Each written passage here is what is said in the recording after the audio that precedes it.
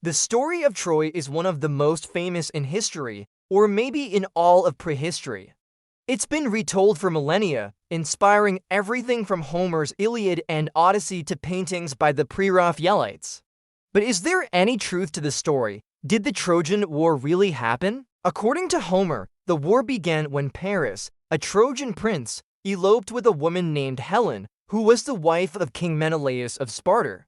Menelaus's brother, King Agamemnon, then assembled an army of Mycenaean Greeks and sailed to Troy to get her back. The Greeks laid siege to the city for 10 years, but the Trojans, aided by the gods, kept winning. In the end, the Greeks managed to sneak into the city by hiding in a giant wooden horse. They slaughtered the sleeping Trojans and burned the city to the ground. There's just one tiny problem. While the story of Troy has inspired countless works of art, there's no contemporary evidence that the war actually happened. Or is there? A few scraps of evidence suggest that the Trojan War may have had roots in reality. In the late 19th century, Heinrich Schliemann set out to find the historical Troy. He uncovered a series of ancient settlements near the modern Turkish city of Çanakkale.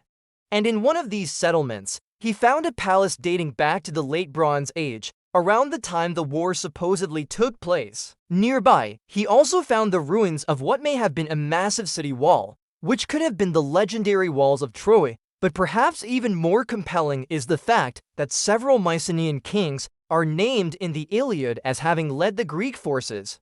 And archaeologists have found a Mycenaean cemetery that dates to the late Bronze Age, just when the Trojan War supposedly took place. And some of the names inscribed on the tombstones are the same as those mentioned in Homer's epic.